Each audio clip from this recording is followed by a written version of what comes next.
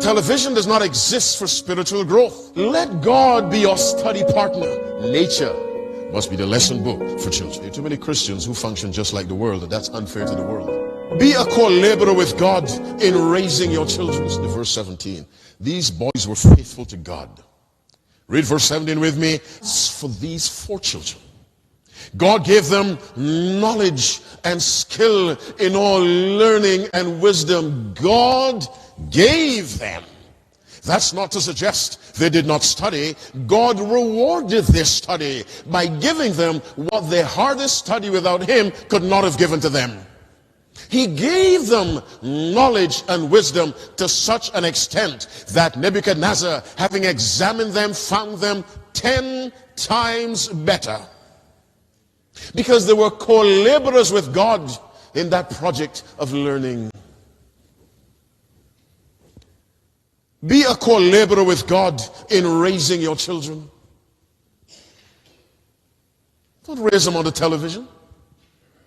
Television does not exist for spiritual growth. Don't raise them with video games. Take back the world, sell them, destroy them. You sell them, someone else may buy them. Just destroy them, apologize to God for wasting His money, destroy them. Take them out in the woods and teach them who made the plants, who made the flowers. And it costs you how much? Nothing. This is not my wisdom, this is Ellen White. Nature must be the lesson book for children.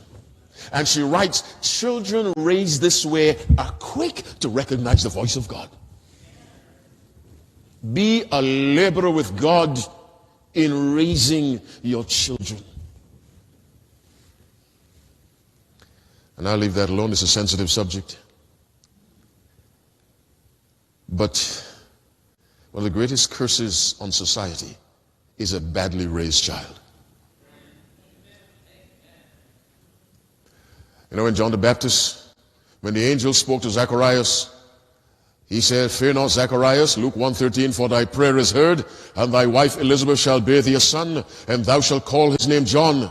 Verse 14 says, and thou shalt have joy and gladness, and many shall rejoice at his birth. There are people who are crying because certain people were born.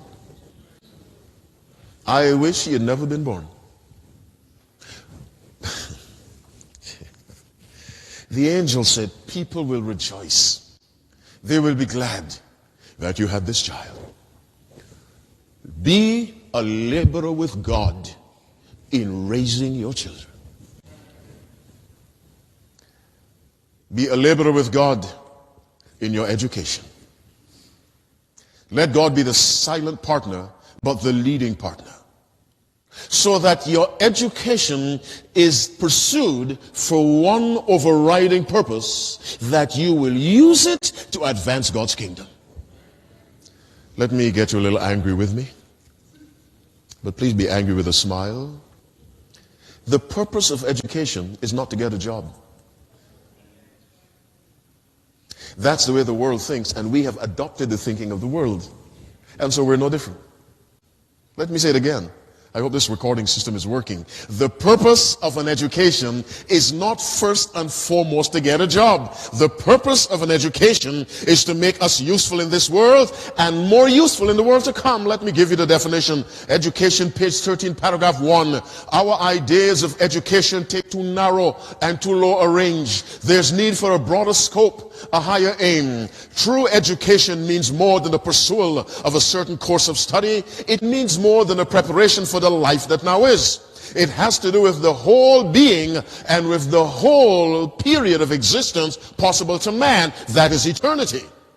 It is the harmonious development of the physical, the mental, the spiritual powers. Listen now, it prepares the student for the joy of service in this world. Notice the joy of service in this world. She goes on to say, and for the higher joy of wider service in the world to come.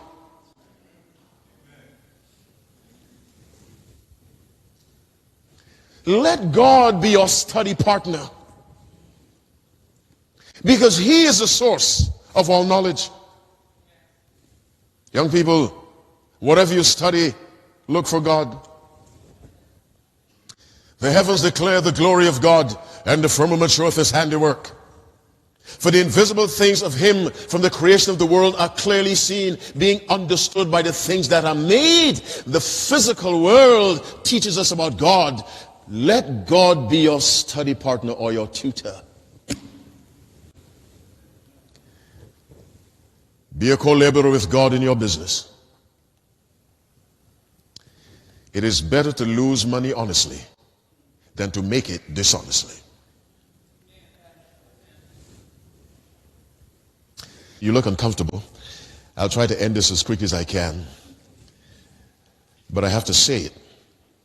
There are too many Christians who function just like the world, and that's unfair to the world.